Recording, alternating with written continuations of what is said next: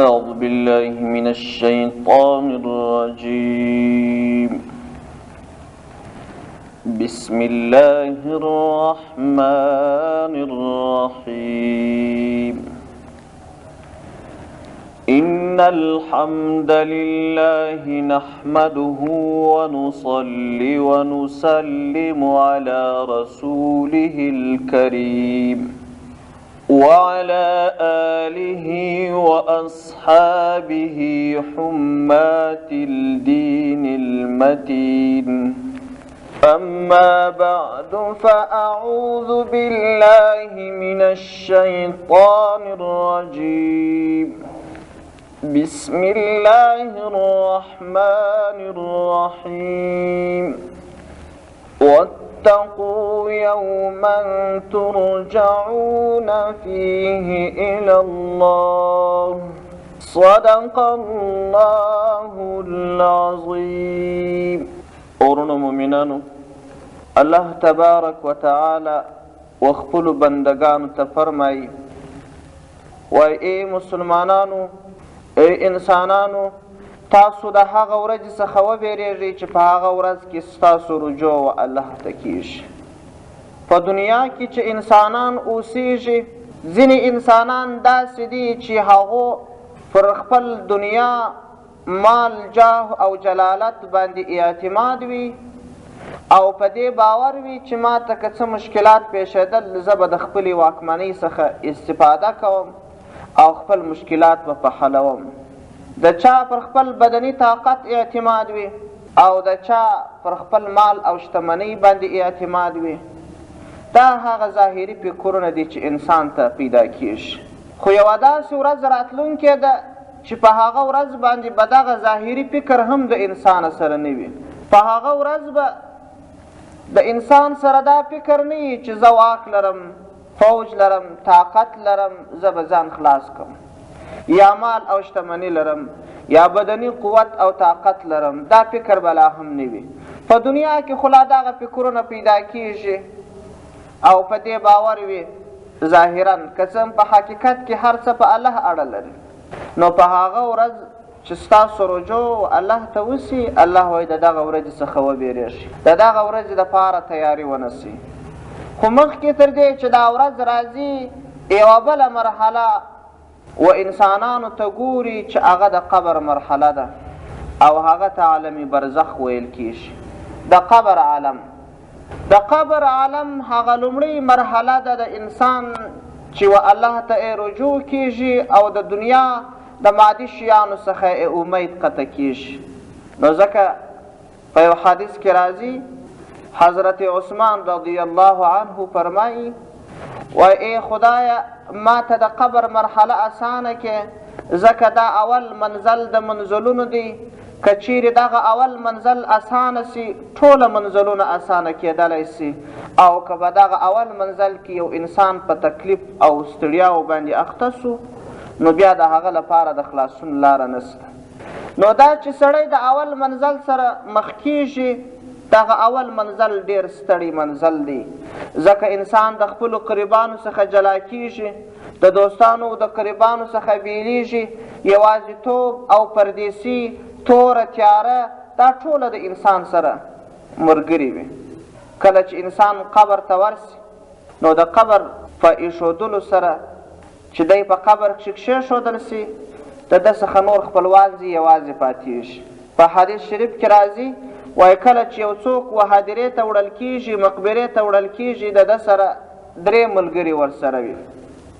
یو ملګری یې دغه قریبان او دوستان وي چې دی یې پر اوږو اخیستی وي، هدیرې ته یې رسوي. او دوهم ملګری یې هغه سامان دی چې کټ او تلتک او داسې نور شیان دي، دا دوهم ملګری د ده سره ورسره وي. دریم ملګری چې د انسان سره ورسره وي، هغه د انسان خپل عمل دی. کله چې دی په قبر کښې کښېښودل سي، دغه نور دوه ملګري یې ځینې ولاړ سي، قریبان ځینې ولاړ سي، هغه سامانونه ځینې ولاړ سي، یوازې دته خپل عمل پاته سي. نو کله چې خپل عمل ورپاته سو، نو د دغه عمل که چیرې د ده نیکو د دغه عمله څخه یو ډېر ښایسته صورت جوړ سي او د ده د سر خواته راسي، دی پوښتنه ځینې وکړي چې دا څنګه ستا ښایسته شکل او ستا ښایسته صورت دی، ستا راتګ دې مبارک وي. نن زما داسې د پردیسۍ او وحلت یوازیتوب ورځ ده چې د ټولو قریبانو څخه بیل سوی یم، د وطنه څخه لرې سوی یم او د یو پراخې او آزادې فضا څخه راغلی یم و یو ډېر تنګ ځای ته راغلی یم. نو ته څنګه ښایسته څوک یې چې ما ته رالې او ته څوک یې؟ هغه ښایسته صورت په جواب کې ورته ووایي، وایي زه ستا هغه نیک عمل یم چې تا په دنیا کې کولم، ستا د هغه نیک عمله څخه دغسې یو ښایسته صورت او شکل جوړ سوی دی. نو زه به ستا سره ملګری یم، که چیرې پر تا باندې تکلیف راتلی اساني به درته راولم، که چیرې پر تا باندې وهم او ویره راتلل د وهم دا ویرې څه به دې خلاصوم، که دغت در باندې راتلی د دغته څه به دې خلاصوم. او که چیرې هغه انسان بد عمله و نو دی چې یوازې سي یو ډېر بد شکل ورته راسي او هغه بد شکل یې د سر و خواته کښېني، دی په ډېر قهر او په درد ورته وګوري او ورته ووایي چې ته څنګه بد شکله څوک یې او ستا څنګه بد صورت دی. دا نن زما د یوازیوالي او پردیسۍ ورځ وګوره او د ستا ویرونکې او بد شکله څهره وګوره. هغه په جواب کې ورته ووایي چې زه ستا هغه بد عمل یم چې تا په دنیا کې کولم، چې تا په دنیا کې خپل نیک عملونه نه اصلاح کول بلکې بد عملونه دې ترسره کول. نو نن زه به ستا سره در سره یم او هر څومره چې ته په زحمت کېږې زه به دې په زحمت کوم، څومره چې تا ته پردیسي او دغت جوړېږي په هغه اندازه به پردیسي او دغت درته جوړوم. دا د بد عمله سړي نتیجه ده. یو صحابي روایت کوي چې عبدالرحمن بن سمره رضی الله عنه نمیشي دی مبارک فرمایي و یو ورځ رسول اکرم صلی الله علیه وسلم رالی موږ ناست، خرج علینا رسول الله صلی الله علیه وسلم ذات یوم، یو ورځ رسول الله صلی الله علیه وسلم موږ ته راغلی او بیا یې راته وویل چې بارۍ شپه ما یوه ډېره عجیبه لیدلې ده.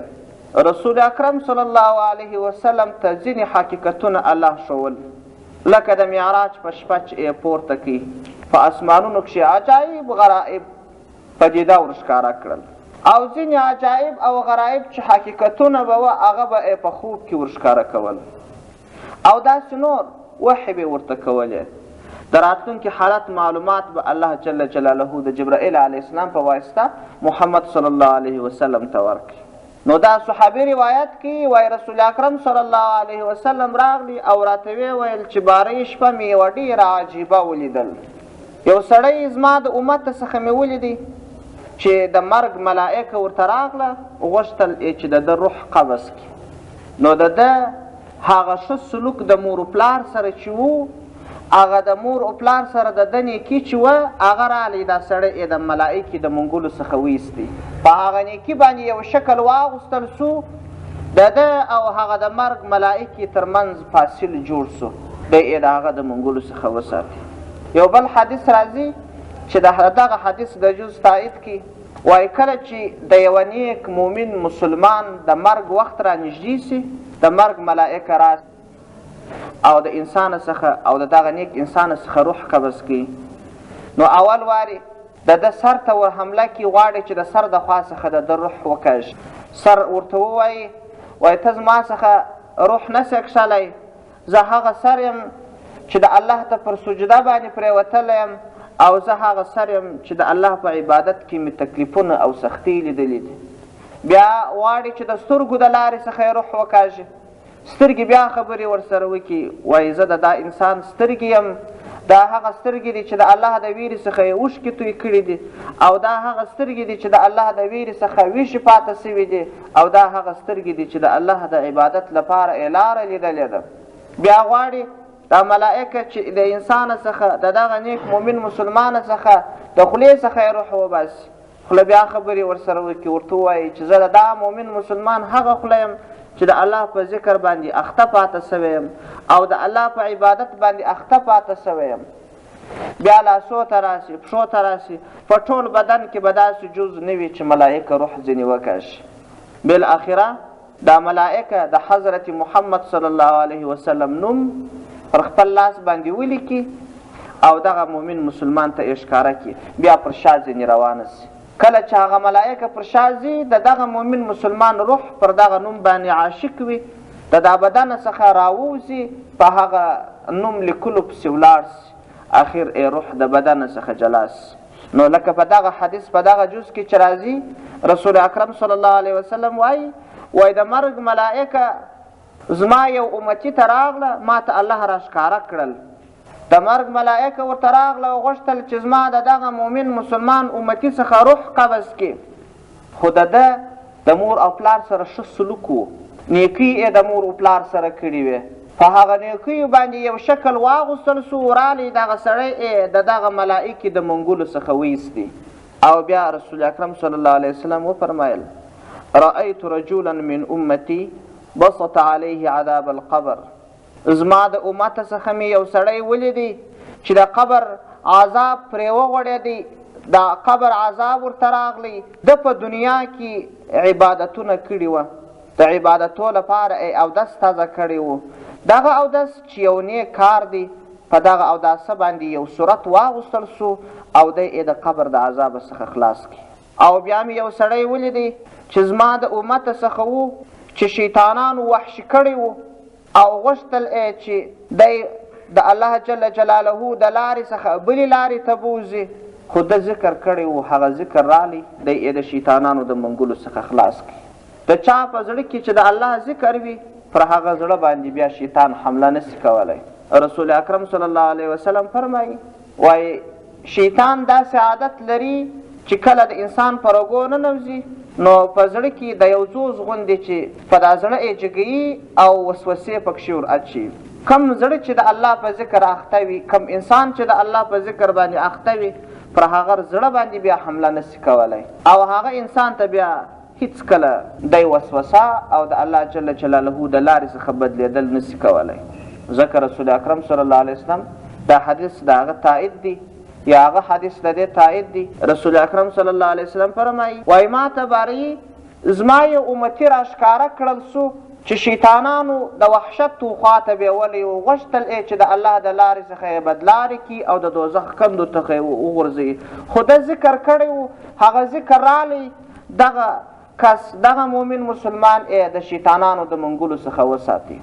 ورأيت رجلا من أمتي قد احتوشته الملائكة العذاب فجاءته صلاته فاستنقذته من أيديهم. رسول اکرم صلی الله علیه وسلم زیاته کړل چې ما ته زما د امت څخه یو کس راښکاره کړل سو چې ملائکو د عذاب نیولی و گرفتاره کړی و غوښتل چې عذاب وله ورکړي خو ده په دنیا کې لمونځونه کړي وه هغه لمونځ رالی د ملائکو څخه یې دی خلاص کړي او د عذاب څخه یې وساتي. او بل کس مې ولیدی زما د امت څخه چې ډېر سختې تندې په تباه او برباد کړي وو او ډېر سخت تږي وو د ډېرې تندې څخه رالی یو حوض ته غوښتل چې دغه حوض څخه اوبه وڅښي خو د دغه حوض څخه د اوبو څښلو څخه یو چا منع کړي اجازه یې نه ورکول چې د دې حوض څخه اوبه وڅښي. د بلې خوا دی ډېر سخت تږي وو او د دې خوا څخه چا اجازه نه ورکول چې د دې اوبو څخه یا د دې حوض څخه اوبه وڅښي خو ده په دنیا کې روژه نیولې وه هغه روژه راغله ده ته یې د اوبو اجازه ورکړل د دې حوض څخه یې اوبه کړي. ورأیت رجلا من امتي والنبیون قعود حلقا حلقا کما دنا لحلقه.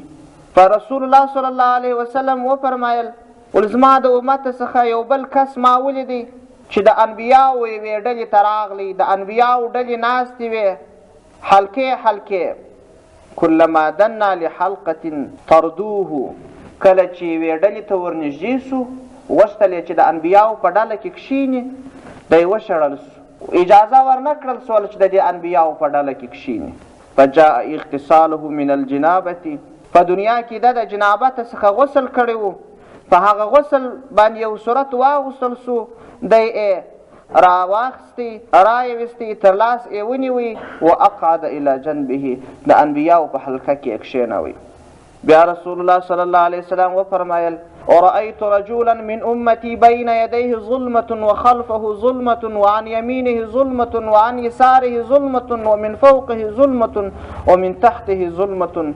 زما د امت څخه ما یو کس ولیدی چې د مخ د خوا یې توره تیاره وه شاته یې توره تیاره وه، رسته طرف ته یې توره تیاره وه، چپه طرف ته یې توره تیاره وه، لوړ او کښته دواړه یې توره تیاره وه. فهو متحیر فیها، دی په دې تور حالت او په دې ویرونکي حالت کې حاریان دریان ولاړو.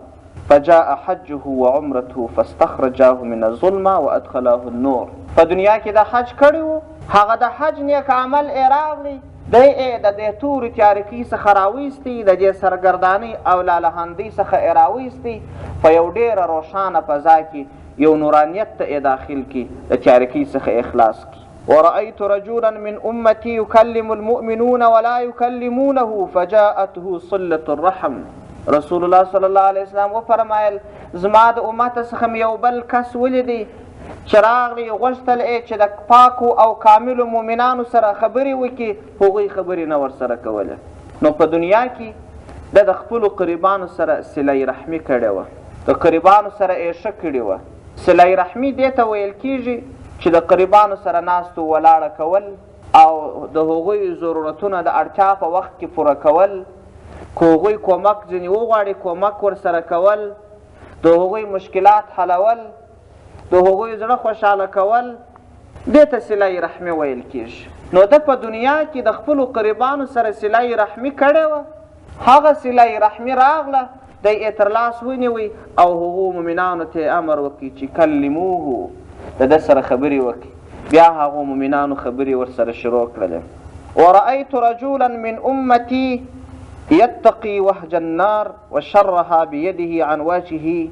رسول الله صلی الله علیه وسلم وفرمایل چې زما د امت څخه یو بل کس ولیدی چې د عذاب څخه د اور ډېر سخت په ویره کې و او لاسونه یې پر مخ باندې مژل او د وهم په حالت کې ولاړ و او حیران پاته و چې د دې عذاب څخه څه ډول ځان خلاص کړي. فجاءته صدقته. په دنیا کې د سرسایه ورکړې وه، د کوچني اختر په ورځ باندې چې سرسایه ورکول کېږي، په دنیا کې د سرسایه ورکړې وه، هغه سرسایه یې راله پر ده یې سوري وغوړاوه او د ده لپاره ستره او پرده سول د عذاب څخه یې دی وساتي او نجاح او فلاح یې ورکړه. ورأيت رجلا من أمتي أخذته الزبانية من كل مكان. رسول الله صلی الله علیه وسلم وفرمایل زما د امت څخه مې یو بل سړی ولیدی چې د عذاب ملائکې دی راګرځولی و او د هر ځای څخه یې پورته کاوه او د عذاب اراده یې ورته درلوده. په دنیا کې د یو بل کار کړی و، هغه دا چې خلک یې په نیکیو سره امر کړي وه، خلک یې د بدو کارونو څخه راګرځولي وه. خلکو ته په نیکیو سره امر کول او خلک د بدیو څخه راګرځول، دې ته امر بالمعروف والنهي عن المنکر وایي. دا یوه ډېره لوړه مرتبه ده چې ورور مسلمان ته نصیحت کوي، د بدې لارې څخه یې راګرځوي، او دا تر ټولو ښه دي چې یو انسان یې د بل انسان سره کوي. د یوه مسلمان د بل مسلمان سره ښه دا نه دي چې پیسې ورکړي، ښه دا نه دي چې هغه ته د چا پر چم خرابات وکړي، کالي ورانسي او داسې نور کارونه. ښه دا دي چې یو بد عادت په پرېږدي، ښه دا دي چې یو نیک خصلت په ده کښې پیدا کړي، ښه دا دي چې یو نیک عمل په ده ترسره کړي. نو څوک چې خلک د بدیو څخه راګرځي او په نیکیو یې امر کوي، دا تر ټولو ښه دي چې یو انسان یې د بل انسان سره کوي. رسول الله صلی الله علیه وسلم وفرمایل زما د امت څخه یو سړی ولیدی چې د عذاب ملائکو ګرفتاره کړی و، غوښتل یې چې عذاب وله ورکړي، خو ده په دنیا کې خلک په نیکیو سره امر کړي وه، هغه د ده امر چې خلک یې په نیکیو سره امر کړي وه او د بدو څخه یې ګرځولي وه، د ده هغه نیکي راغله، دی یې د دې عذاب څخه خلاص کړي، د ملائکو د منګولو څخه یې ویستي او هغه ملائکو ته یې په لاس ورکړي چې هغه د رحمت ملائکې وي. ورأيت رجلا من أمتي جائيا على ركبتيه بينه وبين الله حجاب. رسول الله صلی الله علیه وسلم وفرمایل زما د امت څخه یو بل کس ما ولیدی چې هغه پر ځنګنونو باندې روانو، پر څلورو باندې روانو، د ده او د الله ترمنځ یو ډېر لوی حجاب و او د الله جل جلاله او د ده تر مابین فاصله وه. نو په دنیا کې د نیک خوی او نیک عادت درلودی، د خلکو سره ښه سلوک کاوه، داسې سلوک چې الله جل جلاله امر ورته کړی وي. دغه ښه سلوک بولي. ښه اخلاق، غوره خویونه، غوره اخلاق دا د په دنیا کې ترسره کړي وه. د دغه نیک اخلاق راغله او د الله تر مابین حجاب لرې کړي او الله جل جلاله ته یې نږدې کړي. او الله جل جلاله پسې دی سرګردان و، لالهانده و چې چیرې خپل خدای پیدا کړم. الله خو هر چیرې و، خو پر ده باندې پوشیده و چې د الله څخه مرسته وغواړم او د الله څخه نجات وغواړم. دغه د نیک اخلاق دی یې ترلاس ونیوی، الله جل جلاله ته یې نږدې کړي. د ده څه چې ورک و، الله خو علم باندې درلودی او الله هر چیرې و، خو په ده ته سرګرداني و، لالهاندي و، د دغه سرګردانۍ څخه اخلاص کړي. دا نیک اخلاق. نیک اخلاق هغه خویونه دي چې اسلام نیک اخلاق ورته ویلي.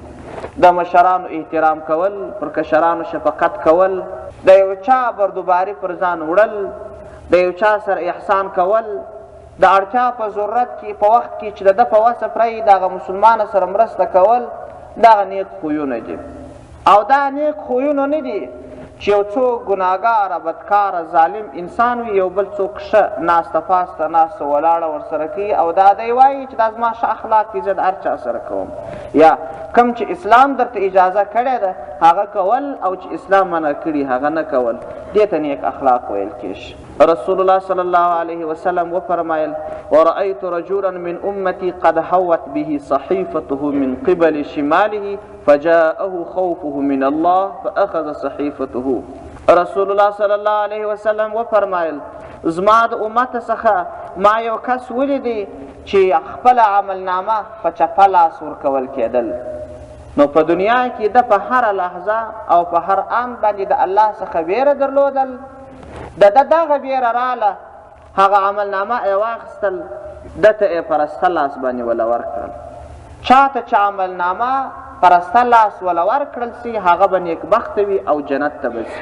ځکه په حدیث شریف کې راځي، رسول اکرم صلی الله علیه وسلم فرمایي، وای چا ته چې عملنامه پرسته لاس ورکړل سي دی په ډېره خوشحالي سره لوړ اواز وکړي، وای خوشحالي دې وي ما لره، مبارکي دې وي ما لره، ما ته عملنامه پرسته لاس راکړل سول، حتما به زه جنتي یم، حتما به زما نیک عملونه ډېر وي او حتما به زه جنت لره ځم. نو په خندا او په خوشحالي سره عملنامه ګوري او بیا به جنت ته داخلیږي. چا ته چې عملنامه په چپه لاس ورکړل سي، مخکې تر دې چې دا عملنامه کتلې وي، نارې او چغې او فریاد کوي چې ای افسوزه، ای غمه، ای افسوزه، کاشکې ما ته عملنامه په چپه لاس نه وی راکړل سوې. زه پوهېږم چې زه به دوزخي یم، زه پوهېږم چې زه به بدبخته یم، حتما به زه جهنم ته ځم او حتما به زما بد عملونه ډېر وي. بیا نو چې دی خپل عملنامه وګوري، عملونه به یې بد ډېر وي او بیا به دوزخ لري. رسول الله صلی الله علیه وسلم فرمایي، وایي زما د امت څخه ما یو امتي ولیدی، عملنامه په چپه لاس ورکړل سول، خو د ده سره په دنیا کې د الله بیره په هره لحظه وه. هغه ویره راله، عملنامه یې واخیست، ده ته یې پرسته لاس ورکړل، ده یې د خوابدۍ څخه خوشحالۍ ته راویستی. ځکه الله پاک هم په قرآن کریم کې فرمایي، وایي چا ته چې عملنامه پرسته لاس وله ورکول سي هغه به جنتي وي، او چا ته چې عملنامه په چپه لاس ورکول سي د هغه ځای به بدترین دوزخ.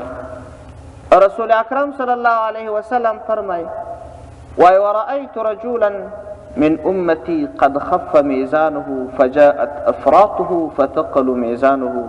وایي زما د امت څخه ما یو کس ولیدی چې د ده نیکۍ سپکېدلې او بدۍ یې درنېدلې، یعنې د ده عملونه تلل کېدل، د بدیو خوا یې درنه وه. نو په دنیا کې چې د کمې تنګۍ او تکلیفونه او زحمتونه ګاللي وه، هغه زحمتونه او تکلیفونه چې په دین کې پر ده تېر سوي وه، په هغوی باندې یو شکل واغوستل سو، د ده د نیکیو په پله کې ولوېدل، د نیکیو پله یې درنه سول. ورأیت رجلا من امتی قائما على شفیر جهنم فجاءه وجله من الله. رسول الله صلی الله علیه وسلم وفرمایل، زما د امت څخه ما یو کس ولیدی چې د جهنم پر څنډه باندې ولاړ او په دې ویره کې و چې اوس به جهنم ته ولوېږم، اوس به جهنم ته ولوېږم. نو دی د ده دپاره په دنیا کې یو کیفیت و، هغه کیفیت دا دی چې کله د الله خبره کېږي د ده بدن کې یو ډول وریښ کې ولاړ سي او د ده بدن کې یو ډول خوند محسوس سي، او که د عذاب خبره کېږي د ده په بدن کې یو ډول کیفیت او وهم پیدا سي. دغسې بیره او د الله جل جلاله د خوف او د رجا داسې تاثیر دا کیفیت د په دنیا کې درلودی، دغه کیفیت راغلی او دی یې د دې څنډې څخه ایسته کړي، د عذاب څخه اخلاص کړي. ورأیت رجلا من امتی هوی فی النار فجاءته دموعه. رسول الله صلی الله علیه وسلم وفرمایل زما د امت څخه یو کس ما ولیدی چې دوزخ ته غورځول کېدی، نو په دنیا کې د الله د ویر څخه اوښکې توی کړي وې، هغه اوښکې راغلی دی الله جل جلاله د عذاب څخه خلاص کړي او د دوزخ څخه یې ویستي. ورأيت رجلا من امتي قائما على الصراط يرعد كما ترعد الصعفة. رسول الله صلی الله علیه وسلم وفرمایل چې زما د امت څخه یو امتي ما ولیدی چې پر پل صراط باندې ولاړ لړزېدی، مخ ته نه سوای تللی او په دې وهم کې و چې اوس به د دې پله څخه لاندې دوزخ ته ولوېږم، اوس به ولوېږم. نو په دنیا کې د ده حسن ظن پر الله باندې دا ګمان او امید یې زیات و چې الله به حتما ماته بخښه کوي او حتما به الله ما معافوي. دغه نیک ګمان چې ده پر الله درلودی دا رالی دی د دې پل صراط څخه تېر کړي. ورأیت رجلا من امتي انتهى الى ابواب الجنه فغلقت الابواب. رسول الله صلی الله علیه وسلم وفرمایل زما د امت څخه یو بل امتي ما ولیدی چې هغه د جنت دروازو ته راغلی، خو د جنت ټولې دروازې ورته وتړل سولې او ده ته اجازه نه وه چې دی جنت ته ولاړ سي. فجاءته شهادة الله اله الا الله. په دنیا کې د کلمه شهادت ویلې وه، اشهد ان لا اله الا الله واشهد ان محمدا عبده ورسوله، یا خپله کلمه د لا اله الا الله محمد رسول الله چې کلمه طیبه ورته وایي، دغه کلمه طیبه یا دغه کلمه شهادت راغله او دته د جنت دروازې ورخلاصې کړله. ورأیت ناسا تقرض شفاههم فقلت یا جبرائیل من هؤلاء. رسول الله صلی الله علیه وسلم وفرمایل چې ما بیا یوه ډله خلک ولیدل زما د امت څخه شونډان یې پرې سوي وه په غچیو باندې، هېڅ شونډه یې نه درلوده. ما د جبرائیل علیه السلام څخه پوښتنه وکړه چې ای جبرائیل دا څوک چې دغه خلک چې د الله په داسې عذاب باندې اخته دي چې شونډان یې پرې سوي دي؟ جبرائیل علیه السلام راته وویل المشاؤون بین الناس بالنمیمه. دا هغه کسان دي چې په دنیا کې د خلکو په مابینځ کې چغلګرۍ کولې، د یوه حال یې بل ته وایه، د بل حال یې بل ته وایه، مسلمانان یې په مابینځ کې په فساد او په فتنو اخته کول. دغسې عذاب به یې وي چې د قیامت په ورځ باندې به یې شونډې په غچیو باندې پرې سوي. بیا رسول الله صلی الله علیه وسلم وفرمایل ورأیت رجالا معلقین بألسنتهم. ما ځینې خلک ولیدل چې په خپلو ژبو باندې ځړېدل. بیا ما پوښتنه جن وکړه چې من هؤلاء یا جبرائیل. ای جبرائیل علیه السلام دا خلک څوک دي چې په خپلو ژبو باندې ځړېږي او په داسې عذاب باندې اخته دي؟ جبرائیل علیه السلام راته وفرمایل چې دا هغه کسان دي په دنیا کې پر پاکو مؤمنانو ښځو باندې بهتان وایه او پر پاکو مؤمنانو نارینهو باندې به یې بهتان وایه، داسې عیبونه به یې پر تړل چې په هغوی کې نه و موجود، دا به په داسې عذاب باندې اخته وي. دا یو ډېر اوږد او مفصل حدیث او ډېر د عبرت حدیث دی. په دا حدیث کې ټول هغه شیان ښودل سوي دي چې په قیامت کې سړي ته کم تکلیفونه رسیږي د هغوی تکلیفو څخه خلاصول دي. هغه تکلیفونه چې په قیامت کې یو انسان ورسره مخ کېږي هغه پکښې ښودل سوي دي او هغه علاجونه یې پکښې ښودل سوي دي چې کم تکلیفونه د مرګ نه وروسته انسان لره راځي او د هغوی علاجونه څه دي، هغوی ټوله په دې مفصل حدیث کې ښودل سوي دي. خو لکه مخکې چې ما یادونه وکړل د قبر په اړه باندې چې د قبر حالت ډېر د وحلت او د ویرې حالت دی، د پردیسۍ حالت دی، د قریبانو څخه یوازیوالی دی، داسې یوازیوالی دی چې د ټول عمر لپاره د ده بیا دا امید نه وي چې زه به د قریبانو سره یو ځای سم، او بیا داسې یوازیتوب دی، داسې جلخانه ده چې هلته بیا نه کلکین سته، نه رڼا سته، نه خوراک و څښاک سته، نه د ساتیري لپاره ځای سته، یوازې او یوازې خپل عمل دی. د چا چې عملونه نیک وي هغه به خوشحاله وي، د چا چې عملونه بد وي هغه به بد وي. نو هر مؤمن مسلمان د هغه سره دا فکر کول پکار دی لکه په دنیا کې چې فکر ورسره شته چې په ورځ کې دی 50 افغانۍ مصرفوي، دی کوشش کوي چې 50 افغانۍ سبا ته پرېږدي. وایي ځکه زه ژوند کول غواړم، ما ته په ژوندانه کې ستړیاوې و تکلیفونه و زحمتونه خوشحالۍ راځي. که چیرې د داسې پیښو سره زه مخ سم بیا به علاج په دا پیسو باندې کوم. نو مؤمن مسلمان باید دا فکر هم وکړي چې د دغه ژوند نه وروسته خو مرګ راځي، قبر راځي. په قبر کې بیا زما دپاره توشه تر قبر مخکې خو د ټولو تیاري نیسم، بلکې دونه تیاري نیسم چې عمر 100 کاله و 1000 کاله چې لا هم نه خلاصېږي. لکه دا بعضې سرمایهدار او شتمن خلک چې بیا اندازې ډېرې پیسې لري، مګر بیا هم دی په کوشش کې چې نورې هم پسې ډېرې کړي، نورې هم پسې ډېرې کړي، ځکه دی د ژوند لپاره تیاري نیسي. په ژوند کې استراحت غواړي، د ژوند د تکلیفونو حل په مال سره غواړي. د دغه ژوند نه وروسته چې بیا مرګ راسي او قبر راسي، د قبر نه وروسته قیامت راسي، د هغوی لپاره بیا څه بندوبست شته. نو د قبر لپاره په دې اوږده حدیث کې رسول اکرم صلی الله علیه وسلم دا وفرمایل چې په دنیا کې یو څوک ښه پاک او خوندور اودس تازه کوي، دغه د ده اودس دا یو ډېره ښه نیکي ده. دغه نیکي به راځي، دی به د قبر د عذابه څخه خلاصوي. او لکه اول حدیث چې ما بیان کړه چې رسول الله صلی الله علیه وسلم فرمایلي وه چې په دنیا کې ټول نیک عملونه په دې سره یو شکل اغوستل کېږي او ډېر ښایسته. په یو بل حدیث کې راځي رسول اکرم صلی الله علیه وسلم فرمایلي دي، وایي د دنیا قریبانو او د نیکو عملونو مثال داسې دی لکه یو سړی چې مري.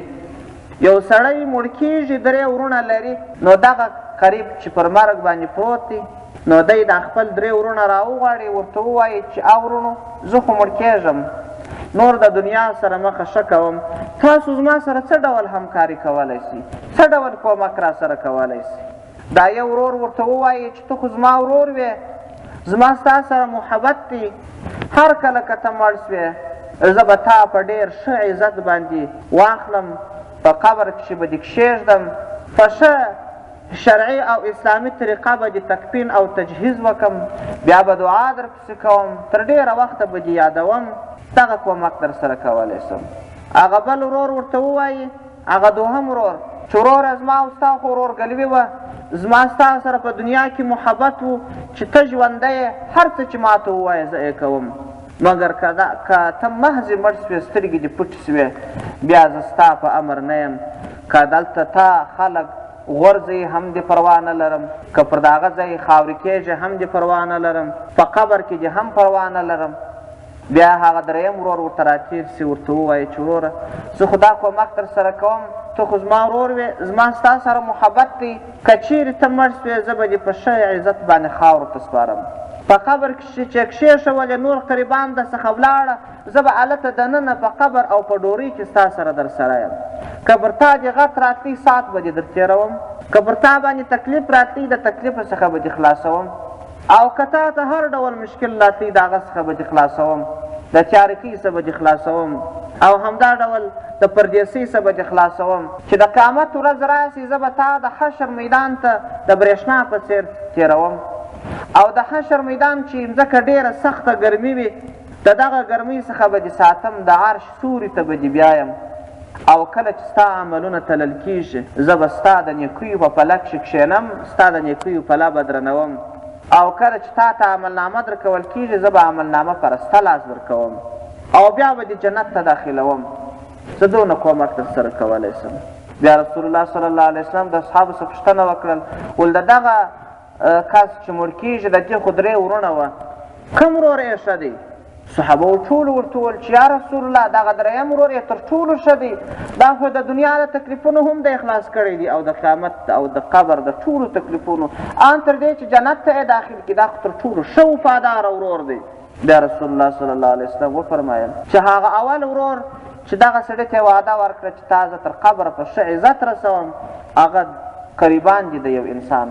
کله چې انسان مړ سي په ښه عزت باندې قریبان تر قبره پورې رسوي. او دوهم ورور چې دی هغه مال دی، کله چې سړی ژوندی وي خوله یې چلیږي، مال و چاته مفت هم ورکولی سي، صدقه کولی هم سي، د ځان لپاره استراحت هم جوړولی سي، هر څه به کولی سي، خو کله چې د ده سترګې پټې سولې مال د نورو په اختیار دی، زه په امر بیا هېڅ کار نه کوي. او هغه 3یم ورور چې دی هغه د انسان نیک عمل دی، کله چې د انسان سره نیک عمل وي دا یو داسې ورور دی چې په قبر کې هم د در سره ورسره وي او د حشر په میدان هم ورسره وي او تر څو چې جنت ته یې رسي تر هغه وخته ورسره وي. نو الله پاک چې موږ او تاسو ټولو ته توفیق را نصیب کړي چې د هغه ورور هغه وفادار ورور د هغه ملګري وکړو، هغه د ځان ملګري کړو او د دنیا د ژوند تر څنګ پسې د قبر مرحله راځي د هغه لپاره هم یو څه تیاري ونیسو، یو بندوبست ونیسو او د قیامت د ورځو د سختیو لپاره هم یو بندوبست ونیسو تر څو چې بیا د سختیو د تکلیفونو سره مخ نسو او کامیابه و جنت ته داخل سو. و آخر دعوانا ان الحمد لله رب العالمین.